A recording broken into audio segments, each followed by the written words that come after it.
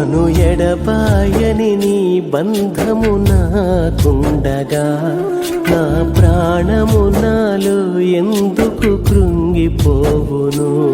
నీ ప్రేమ చేరుకుంటాం. అయితే ఇక్కడ గమనించవలసిన మాట ఏంటంటే మానవునికి రెండు మరణాలు ఉన్నాయి.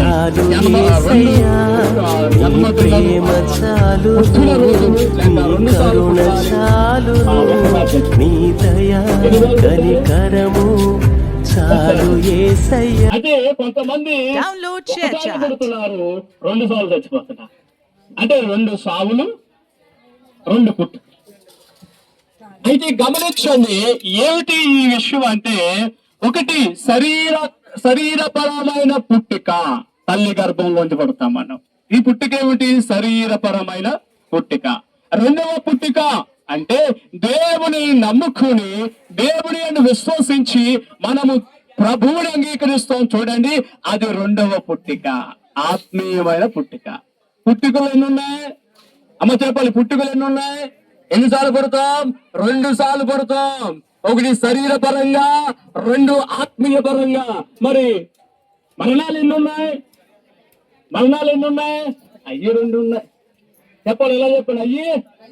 అయ్యి 2 ఉన్నాయి. 2 జన్మలు, 2 పుట్టుకలు, 2 మరణాలు. మొదటి మరణం ఈ శరీరానికి వస్తుందట. మొదటి మరణం దేనికి వస్తుంది? ఈ శరీరానికి. ఈ శరీరంలో ఎన్నున్నాయి మనందరికీ తెలుసు. ప్రాణం, శరీరం, ఆత్మ. ఎన్నున్నాయి మీలో? అందరూ ఉంటాయి. పిల్లల్లో ఉంటాయి, పెద్దోళ్ళు ఉంటాయి, అందరిలో ఉంటాయి. ఒకటి ఆత్మ, 2 శరీరము, 3 ప్రాణం. ఈ 3 కలిసి ఉంటేనే గాని ఈ శరీరము సహకరించడు. అయితే మొదటి మరణము ఈ దేహానికి వస్తుంది. అందుకే ఈ దేహము ఇక్కడే వదిలేస్తాం. ఇది శరీరపరమైన మరణం, మొదటి మరణం. మరి రెండవ మరణము ఎవరికి? రెండవ మరణం ఆత్మకు దేవుడు పెడుతున్నాడు. ఆత్మకు నరకాగ్ని అని దేవుడు చెప్తున్నాడు. ప్రకటన గ్రంథంలోనే మనం చూస్తాము. ప్రియాని వాక్యం చూపించట్లేదు కానీ 12వ అధ్యాయము 14వ వచనంలో మీరు చదివితే రెండవ మరణము అని రాయబడింది అక్కడ. అంటే మొదటి మరణము శరీరానికి వస్తే, రెండవ మరణము ఎవరికి వస్తుంది? ఆత్మకు వస్తుంది. ఆత్మ ఎక్కడ పాడేస్తున్నారు? దేవుడు నిత్య నరకాగ్నిలో దేవుడు పాడివేస్తున్నాడు. కాబట్టి రెండవ మరణంలోనికి మనం వెళ్ళకూడదు. మొదటి మరణమే ఎంత బాధ ఉంటే, మొదటి మరణమే ఎంత గాయం చేస్తే, మొదటి మరణమే ఎంత మనల్ని వేడి చేస్తే, మరి రెండవ మరణం ఇంకెంత భయంకరమైనది? ఒకసారి ఆలోచించండి. మొదటి మరణము కంటే రెండవ మరణము అత్యంత భయంకరమైనది. ఆ రెండవ మరణములోనికి వెళ్ళకూడదని యేసయ్య శిలువ మీద మరణించాడు. శిలువ మీద ప్రాణము పెట్టాడు. పాపులను రక్షించడానికి, దేవుని పాపులను రక్షించడానికి, పాపముల నుండి విడుదల చేయడానికి దేవుడు శిలువ మీద తన ప్రాణాన్ని పెట్టాడు. ఆయన ప్రాణము పెట్టి ఆయనను అంగీకరించిన వారిని, ఆయనను భయభక్తులు కలిగిన వారి యొక్క మరణాన్ని దేవుడు అంటున్నాడు, యెహోవా భక్తుల మరణము ఆయన దృష్టికి విలువైనది. దేవునికి స్తోత్రం. ప్రసంగి గ్రంథములో ఉంటుంది ప్రియులారా, 7వ అధ్యాయములో అంటున్నాడు ఒక మంచి మాట, జన్మదినము కంటే మరణ దినమే. చెప్పాలి, అందరికి తెలుసు కదా వాక్యం. ఏ దినం మేలంట? ఆ జన్మదినమేమో చాలా గట్టిగా సెలబ్రేట్ చేస్తాం. మరి మరణ దినం అంటే ఏమండి? ఏది గొప్పగా చేస్తారు? పుట్టినరోజు గొప్పగా చేస్తారు. కానీ దేవుడి వాక్యం అంటుంది జన్మదినము గొప్పది కాదు, కానీ మరణ దినమే గొప్పది అంటున్నాడు. ఏడ్చే వారి ఇంటికి వెళ్ళటమే మంచిది. నవ్వుచున్న వారి ఇంటికి వెళుతూ కంటే, సంతోషముగా ఉన్న వారి ఇంటికి వెళుతూ కంటే ఏడుస్తూ పలాపించుచున్న వారి ఇంటికి వెళ్ళటము మంచిది దేవుడు చెప్తున్నాడు. ఇప్పుడు ఈ గృహములో దుఃఖము ఉంది. జీవనాథం గారిని, ఆ పెద్ద కాపు గారిని వారు కోల్పోయారు. అంటే వారిని విడిచిపెట్టి వెళ్ళిపోయారు. అందరికీ మరణము ఉంది. ఎవరి చిన్న వారి మొదలుకొని పెద్దవారి వరకు, గొప్ప వారి మొదలుకొని పేదవారి వరకు అందరికీ ఒకటే న్యాయం, ఒకటే ధర్మం, ఒకటే విధానము దేవుని దగ్గర. కాబట్టి అందరికీ మరణం ఉంది. ఆ మరణ దినములలో ప్రభువే మనకు ఆ సమయాలు వచ్చినప్పుడు మనల్ని ఆదరించేవాడు దేవుడు. యెషయా గ్రంథము 61వ అధ్యాయము 11వ వచనంలో అంటున్నాడు దేవుడు, ఒకని తల్లి వాడిని ఆదరించినట్టుగా నేను మిమ్మలను ఆదరిస్తాను. ఆయన మిమ్మలను కుమార్తెలను కుమారులను ఇదిగో తండ్రి మీద ఎవరైతే ఆ ప్రేమ బాధ కలిగి ఉన్నారో ఆ వారందరినీ కూడా దేవుడు వారిని ఆదరించునుగాక. ఆమేన్.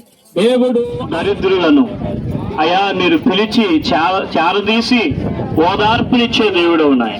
లాజరు గర్భములో ఆయన జన్మించి మరణించి మళ్ళీ సమాధికి వెళ్ళినప్పుడు, అయ్యో నా దేవుడు నా యేసయ్య ఎక్కడుంటే నా తమ్ముడు బ్రతికేవాడు అని తల్లి రోధించింది.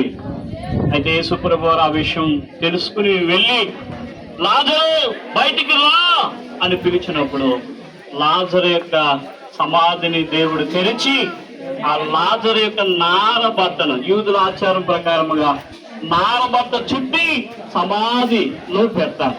దేవుడు అక్కడికి వెళ్ళి లాజరు రా అని పిలవగానే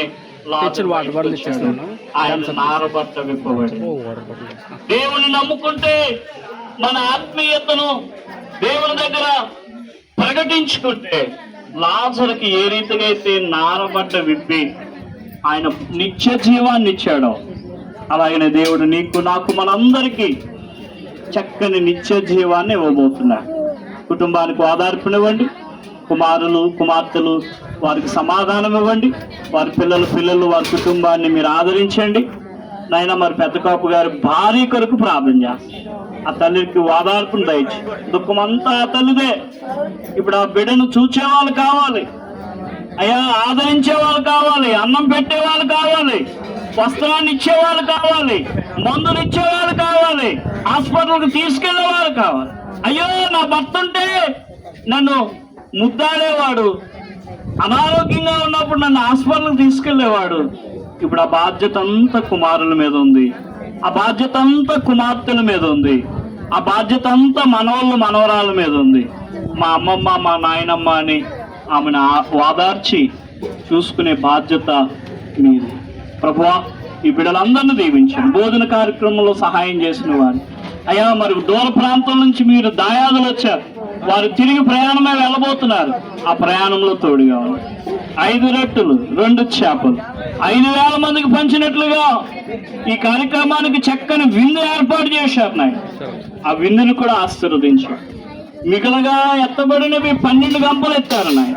అందరికీ సమపాలుగా సరిపోయేటకు సహాయం నాయన. ప్రతి విషయంలో నీ సహాయం అనుగ్రహించమని నాయన, నీవే మహిమ ఘనత ప్రభావం పొందుకోమని యేసయ్య నామమున అడిగి వేడుకుంటున్నాము మా పరమ తండ్రి, ఆమేన్. మన తండ్రి అయిన దేవుని ప్రేమ, కుమారుడైన యేసు ప్రభు వారి కృప, పరిశుద్ధాత్మన్య సహవాస్యం ఇప్పుడు వచ్చిన బిడ్డలకి ఆయన పెద్ద కాపు గారి యొక్క కుటుంబీకులందరికీ, మా సంఘానికి, మా దైవజనులకి, మా గ్రామానికి, దూర ప్రాంతంలో ఉన్న మా విశ్వాసులకి ఇప్పుడును ఎల్లప్పుడును సదాకాలము తోడైండి నడిపించును గాక. ఆమేన్. యేసు రక్తమే జయం, శిలువ రక్తమే జయం. ప్రభుయేసు నామం సంపూర్ణమైన విజయం కలుగును గాక. ఆమేన్. మీ అందరికి వందనాలండి. మరి ఫోటోని తీసుకుని మళ్ళా ప్రాంతంలో పెట్టేసేయండి. భోజనాలు కూడా